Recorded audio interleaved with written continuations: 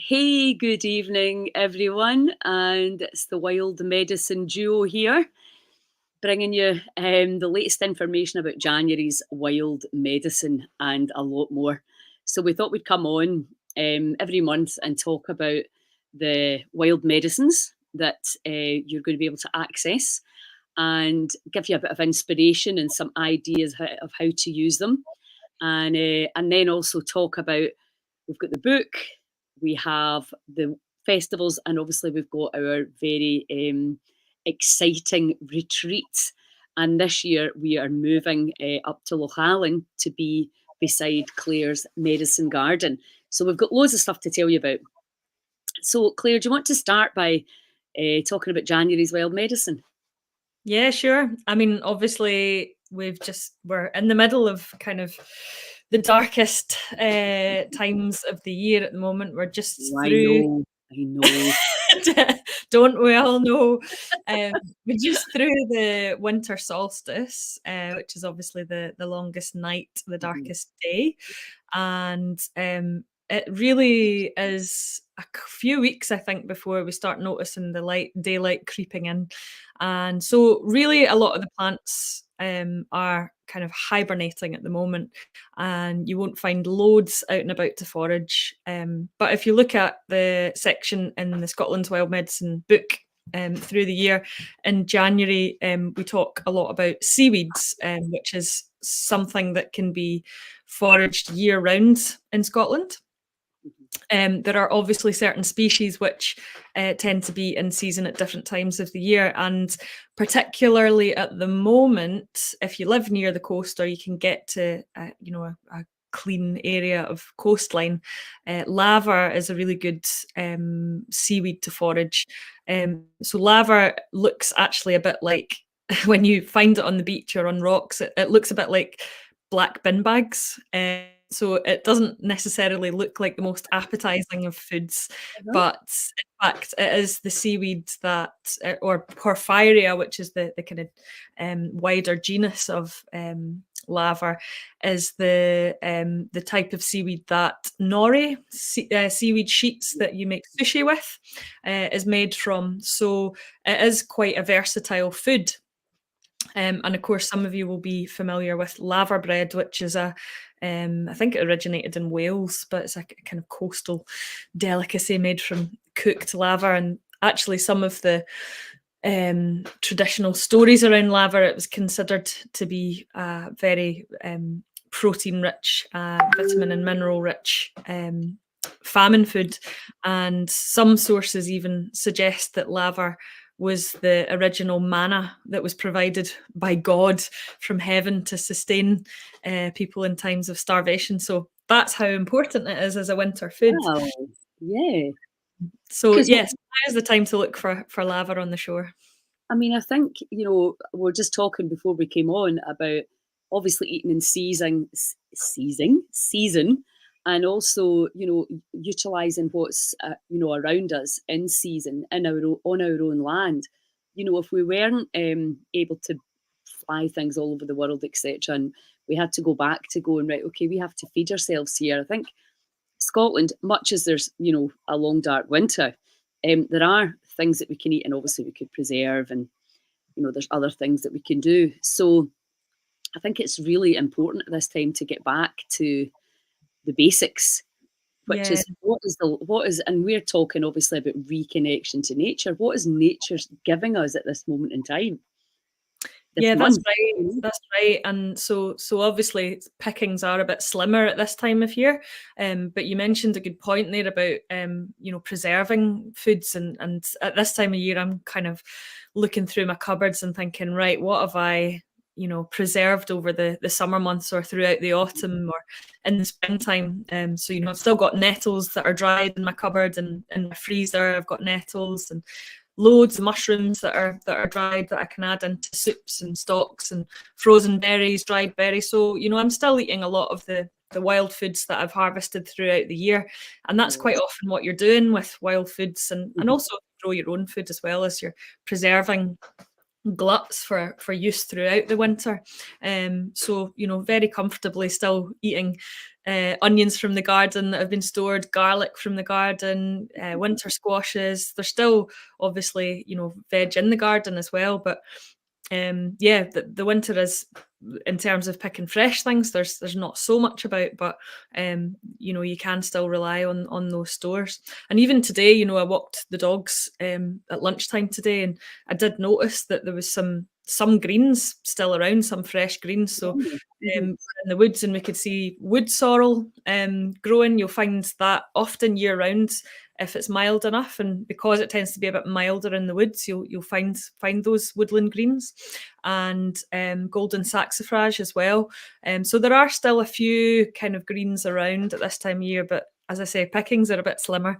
Be in Yeah. the summer when you just got all this abundance. Mhm. Well, can you talk though about the nutritional benefits? The Heal Scotland Challenge this month is intermittent fasting, so we've had a huge uptake of interest and people really wanting to try it out.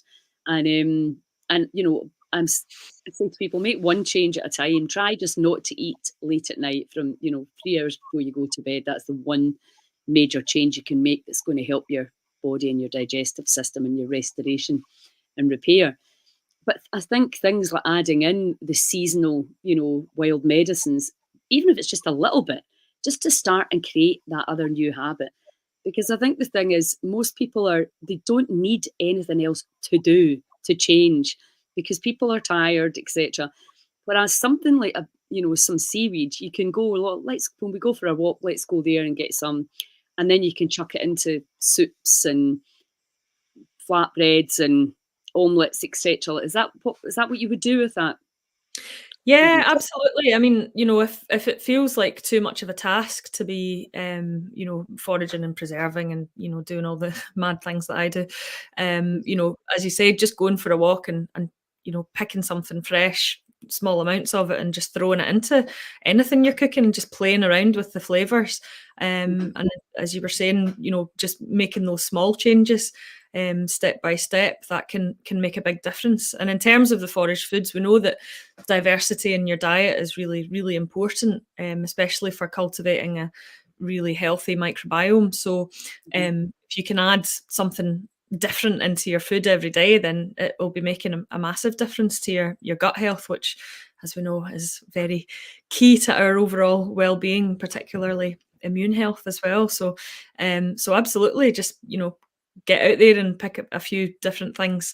Obviously, make sure that they're not poisonous first, Yeah. but just play around with flavors and adding things into dishes that you would normally make. I know. I think that's the great thing about seaweed, isn't it? There's no poisonous ones. There's definitely less tasty ones, but there's none Yeah, that do you any harm. yeah, you're right. That's what I always say. There's a difference between edible and delicious, but all seaweeds in the UK that grow above low tide mark are edible.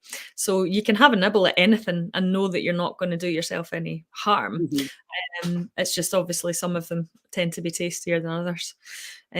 So yeah, like I say, lava at the moment is good. Bladderwrack is always that's a Mhm. very nutrient dense medicinal seaweed.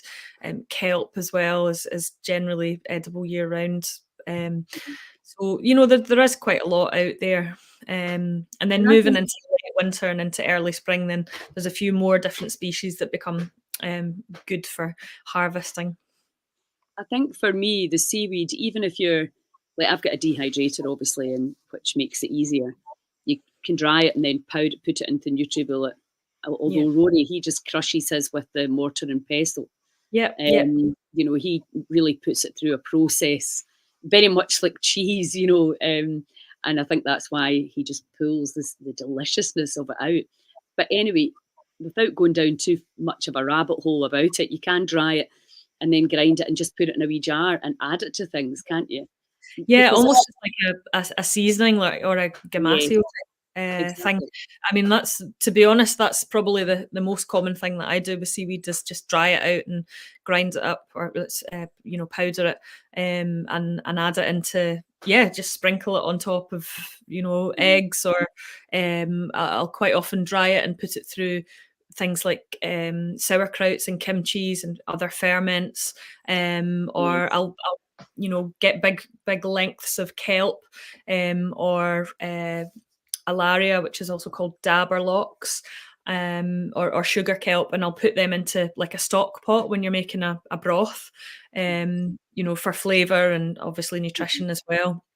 Or you can just slice it into strips and use it as a kind of noodle almost. Well, I loved that salad you made. Mm. I think it was at the last retreat? Because remember I'd brought some over and you were like, "Oh yeah, let's make a salad with it." It was delicious.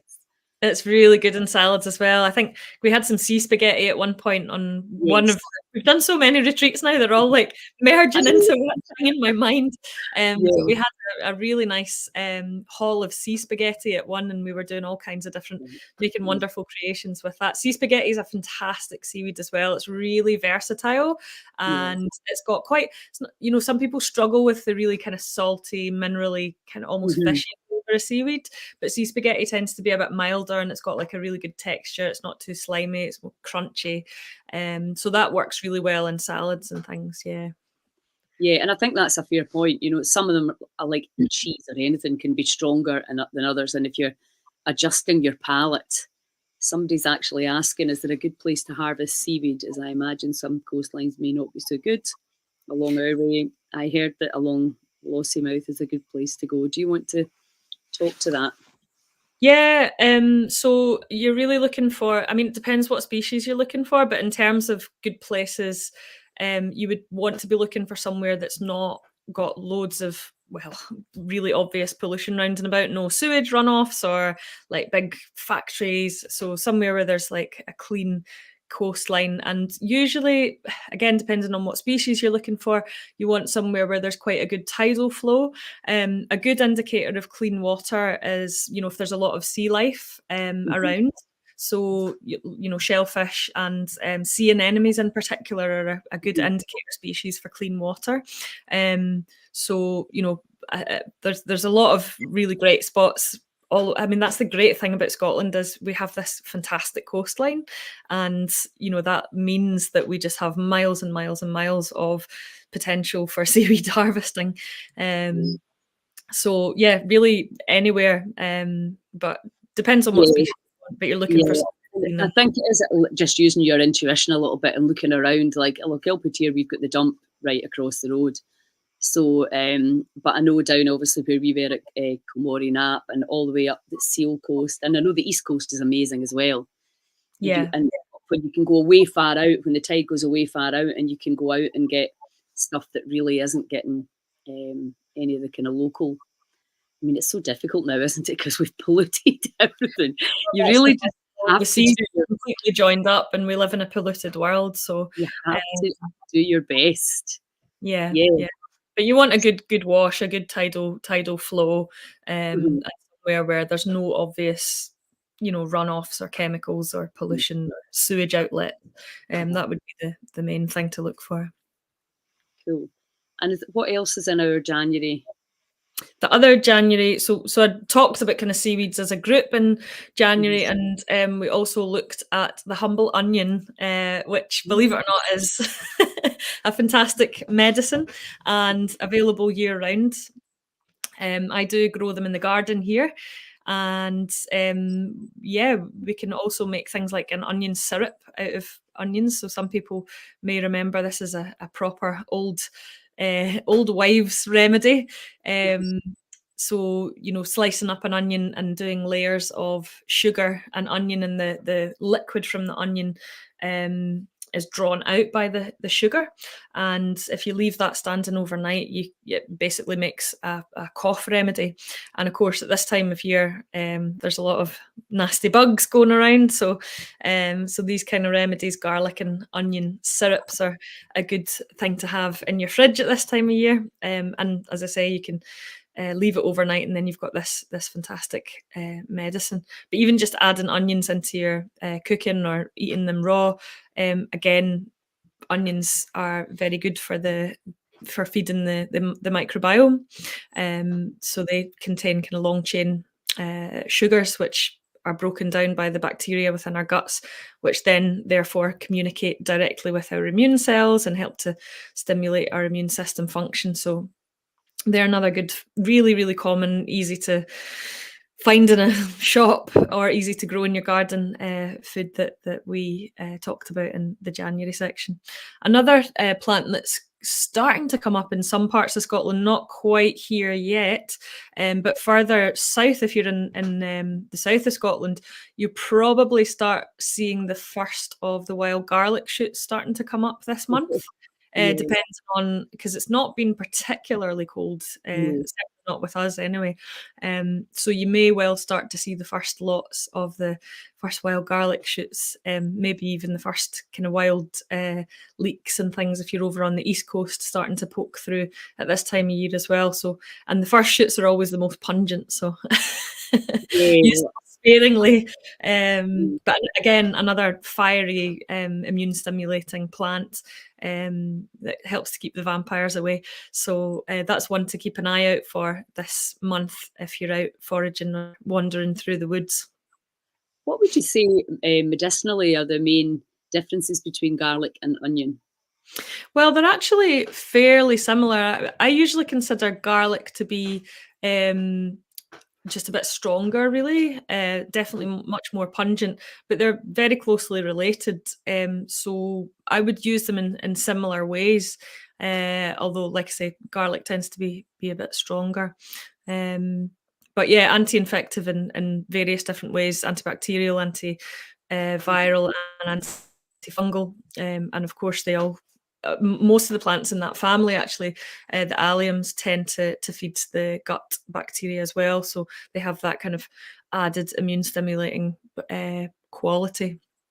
And garlic's an interesting one because it does also help to kind of break down biofilms. It interferes with quorum sensing between bacteria, so it stops them from kind of communicating with each other.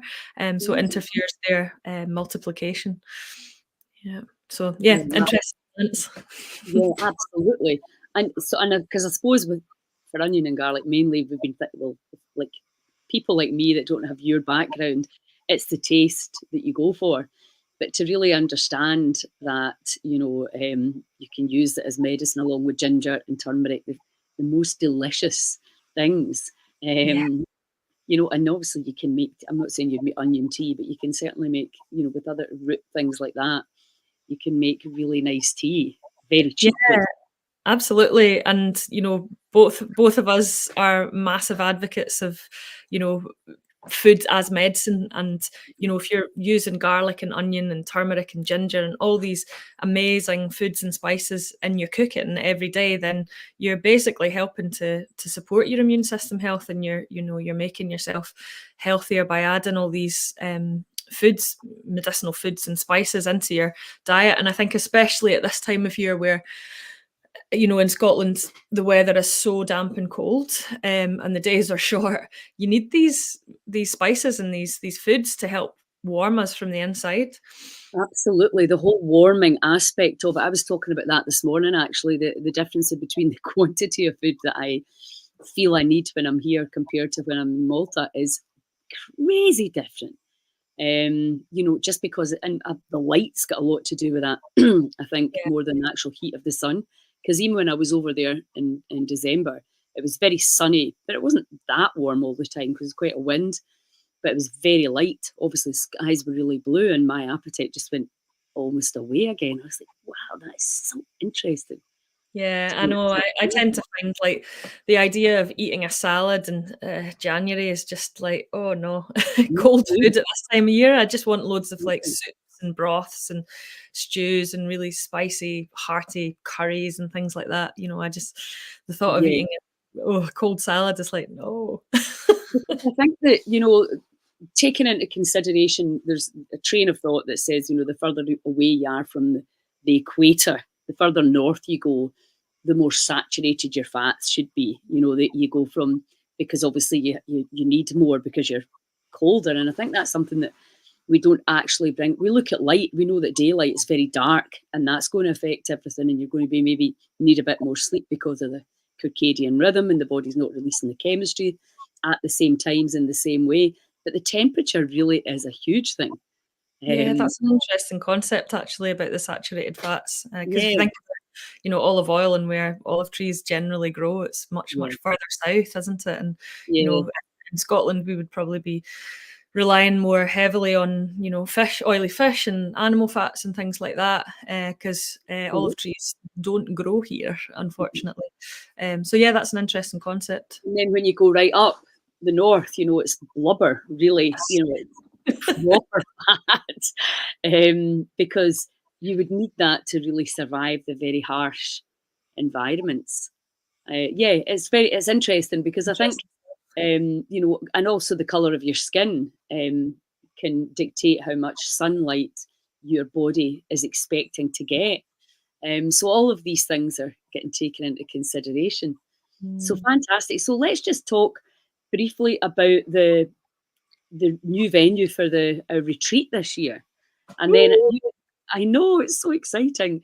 For those of you who don't know Lochaline, it is it's quite remote. It's not really remote, but it's kind of remote in terms of when you get there, you can go to beaches and rivers, and there's nobody there, like absolutely nobody, and it's spectacular. So, when I was up with you the last time, I was like, we definitely need to be utilising this land because it's just magical. And that's really, I mean, we talked about it before, but we decided, right, come on, let's do it. And Yeah. also, it's a change for, because we get so many repeat clients coming. It's a change for them as well. Yeah, it's so nice to be doing it in a different, at home for me. Yes. And I always feel like Morven is kind of Scotland's best kept secret, so don't tell everyone. Because yeah, it's not a massive hotspot of activity, and a lot of people that are visiting the Highlands will go to other places before they come to Morven. Mhm. But it really, as you say, has some real beautiful spots and some kind of hidden gems of places, and it's just really, really exciting for me to be able to kind of welcome people into the garden and into my local stomping ground. And obviously, yeah, I've lived here in Morven for 15 years, and so I know it really well, and I've walked all the paths and through the woods, and yeah, Yes. know all the foraging spots and all the good swim spots and things. So, yeah, I'm really excited. And of course, we're teaming up with the Highland Base Camp that are providing the accommodation. So, all the rooms are private rooms. They've got ensuite Mhm. bathrooms. They've got a lovely common room, a great big kitchen. So the venue is amazing as well, and Beautiful obviously big deck as well at the front. full deck with lovely views down Yeah. Lochaline. And I mean, it is also right in the middle of the village. It's a very small village, so a lot of the things that you need are within walking distance. So we've got that, but we've also oh my god, not just teamed up with the base camp. We're teaming up with my absolute partners in crime, the White House restaurant, who I've been doing some foraging events with. I was going to say this year, but of course it's last year, Yeah, yeah, um, to do some forage feasts with. So we're having the added amazing extra of a foraged feast provided by the White House restaurant as well. So one of the days will be blessed with that. So dining honestly, out. this retreat is basically, I think we have created the retreat that we want to go on. 100%, 100%. So, yeah, I mean, I was lucky enough to come up, when you were doing that last event That's right. there. That was the last one anyway, and, my god, it was amazing. And then there was what's the girl's name again? Aggie that Maggie, runs. yeah. She made these cocktails as well, like she had alcoholic ones and non-alcoholic ones, which obviously I took the alcoholic one. They were absolutely delicious. So, even that, I mean, we had that at last retreat. Our manservant, he very cleverly made some really nice forage drinks as well, which is just something I hadn't really thought of. So Yeah, nice. Such a yeah. nice wee touch to feel you're having something special. I think Um, that's a big part of the retreats, isn't it? Is just, mhm, we're so passionate about the food, and when you add those forage flavors in, I know you were talking about some people find it a bit difficult. Some of the flavors are a bit challenging, especially if you don't know how to cook them and what to do with them. But when you can be creative with them, you can really just like enhance the flavors of dishes and really just yeah, you can kind of blow your mind a little bit with some of the food. So that's a really exciting and creative part of the retreat. And everybody always raves about the food. So that is a big part of it. And the getting round the table and eating together, and the Absolutely. bonfires, and that's always, remember that, I don't know if it was the last retreat or it was the last April one, where the last night we lit the fire and then we had to drag it out because it was such an incredibly starry night, and we just all got wrapped up well and lay and stared at the stars. It's the simple things, isn't it, that Yeah, people end up going, wow, especially if you live in the city and you're not getting that, absolutely. light And the pollution. sense of community that you get from sitting around the fire with other like-minded people, that's those moments are gold. Well, let me go into the neuroscience of that. Yes, And do. sideways to the other side of the wild medicine, which is obviously the reconnection to nature and understanding the body as an electromagnetic field that interacts with an amazing electromagnetic field. And the other thing that we've brought in is the biofield uh, viewing of the energetic side of the body, which is so fascinating. So, for anybody who doesn't know what the biofield viewer is, we can look at the electromagnetic colours, really, of the body. What what colour is your aura and your chakras, and what are you shielding in the body in terms of, we know that different colours have different vibrations. So the darker and deeper the colour, the slower the frequency is that's going through the area. So we can start to see where there's great flow and maybe not so great flow, maybe a little bit of shielding. So we can really, but of course, when we plug back into Mother Nature's energy system and her food, we can really start to see the difference in our own light. It's as simple as that. The lighter and lighter and lighter you are, the happier you are, the freer you are, the more joyous you feel, the more appreciative you are. So we really are looking at the light and how we can change the light by doing different things that are pretty much everything that we're teaching is free. And part of the retreat, we do these viewings for you so that you can see the light in the body and how it can change. And obviously, I'm gadget girl. We also have a way to measure the nervous system, which is also a very, I think we're understanding now you can eat a lot of good food, but if you're totally stressed out, it's probably not going to be doing much good because you're overriding the chemistry and literally poisoning yourself with the mind. So we're really aware of all the things that are causing the issues inside and out. So we can really give you, we don't diagnose or, or in any way terrify you, because somebody actually messaged me after the goddess gathering and said, I've not heard from you, is it bad news? I Oh, was, oh, no, it's nothing like that. It's not like you're getting an MRI or something like that. Poor woman was like sitting thinking, the doctor's going to phone and say it's nothing like that. We're looking much more at the stuff that is my passion, which is letting go and getting into the sea, getting in amongst the trees, doing the breath work, and learning how to manage your light and your emotional guidance system. So there's nothing to be scared of here. And if you don't want to do it, you absolutely do not have to do it. But if you're intrigued and interested in the kind of invisible, if you like, then you can really start to have a look at what may be going on in your energy system, which, to be honest, you probably already know, but it's quite nice to get confirmation. And then when you've literally, the reason that Claire and I decided to do that from the Thursday to the Monday was because, well, basically we've got so much to teach, but also we know that if you come on a Friday and leave on a Sunday, that's fun and it can be great, but you're not going to have the same experience as if you're with us, for that amount of time, and really to unwind and really get to know the rest of the people in the group, get to know the area, and it's to that repetition, and the body starts to really relax and reconnect to nature. So it's phenomenal to see the difference in people by the end of it and how they feel. And then Yeah, it makes a difference, doesn't it? It's just much more immersive. you can see it in their face, and very often, like my friend said, I've not got as much pain. I was like, right, no shit. Wow, this stuff actually works. Hi, Who knew? medicine is medicine.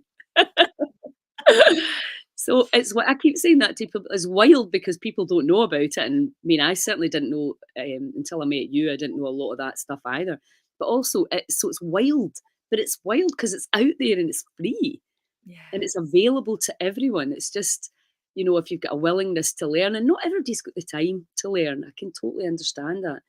But if you yeah, come in the retreat, you just get immersed literally in all of it, from the inside literally to the outside, and in the beautiful location in Lochaline at Highland Base Camp. I mean, we love Barmolach, and I'm sure at some point we'll do another one there because it's a very special absolutely. place. But it's also, I think we've done 6 or 7 there Mm, now. So we were like, right, it's time to switch it up. yeah, Um, a bit and of and it's switch the around. only thing about well, I don't think Lochline's that remote. If you go the way I would go from Lochilpid is take the ferry over to Oban, and then the 7 miles to the Fishnish, and then take the ferry over there. But if you're driving, how long would it take to drive from Glasgow? It's about 3.5 hours from Right, not Glasgow. bad. Yeah, yeah, but it's worth it. Oh, absolutely, it is absolutely. So yeah, it completely depends where you live. But from Oban, it's really a hop, skip, and a jump, isn't it? Yeah, yeah, yeah. Uh-huh. So awesome. So was there anything else does anybody get any questions? With this software, I can't see who it is that's commenting. There's one thing while you're looking through the questions. If people are thinking about booking onto the retreat, we are extending the early bird offer until the end of January. So it may be worth mentioning that to people. If you are considering booking, you might want to do it before the end of January, just so that you can Yeah, still get on top of that nice little discount there. Yeah, that's the only thing we'll, I think. we'll put the new the price on the 1st of February, so it gives people a chance, because it's always a horrible time of year. This time you want to do things, but you're like very aware. So yeah, we thought that was a fair thing to do. So yeah, check. But it's on the healscotland.com events. The date is Let me just check my diary. It's in April. 18th, The 18th. 18th. Right, so that's a 18th, Thursday. 22nd. Yeah, Uh-huh. yeah. So you arrive on the Thursday afternoon and you leave on the Monday at lunchtime. So you've got these 3 full days and half days each side. So it's a real good chunk of time, 4 days to really let your hair down and relax and let your cells expand. So yeah, and then we've got the festivals, obviously, because actually that's going to be a busy month for me, because we've got Tarbert Festival, then we've got our retreat, and then we've got Sky Festival the week after. So there's going to be a lot of wild medicine going on. Yeah, you're like full on wilding it up in April, but Absolutely. springtime, that's when the energy's rising. That's when you want to be harnessing that, like, Absolutely. And there's no midges. woohoo! Yeah, really key point. Yes, absolutely. Key point. So yeah, so if anybody's got any questions that they would like to ask, if you're interested in the retreat, and so basically let's just talk a little bit about how it looks. So food is obviously a big part. We intermittent fast, so you get 2 meals a day. So usually we have a brunch, a huge brunch Mm, around 10:30, 11 o'clock. So that gives us the morning time to do the breath work and the meditation, movement if we're doing any. We very much work with the group and the weather and what everybody seems to need. So it's never really exactly the same. And then obviously that's kind of my side of stuff. You'll do a lot of letting go. I'll teach you at least 3 different powerful techniques to take home, because obviously what we really want you to do is come for these 4 days, learn everything, and go home and build it into your life, even in a tiny little way. And then, Claire, do you want to talk about how Yeah, you work so with men? my side of it will be going out and looking at all the different wild plants that you can use in Morvern for food and for medicine. So that will likely also include some seaweeds as well, because we're obviously very close to the shore. Less likely to include mushrooms in the springtime, but yeah, we'll do that. We'll also be looking at making some remedies, particularly looking at spring wellness. And then we'll also be doing some what I call intuitive herbalism, which involves kind of meditative work with the plants as well. So it's kind of lots of different ways of learning with and about the plant medicine and plants for food. Mhm. It's funny, I was just talking about it this morning, how, it's really just information. We're bringing that information in, and we're opening up our senses so that we can allow that information that we're looking for to come in. And that's one of my favorite parts, because it astounds people what they know that they never Absolutely. knew that they knew. And Yeah. I mean, I have to say I'm pretty rubbish at it, but I'm getting better, because a lot of it is about trust. And I'm an old dog. The new tricks sometimes take a wee bit longer to sink in. Even old dogs can be willing to learn, hey? Yeah, well, it's all about that, isn't it? It's all about the willingness to learn, and I'll repeat, repeat, repeat, repeat. And Yeah. again, I suppose it's something I could actually do more of in my own, in my own time.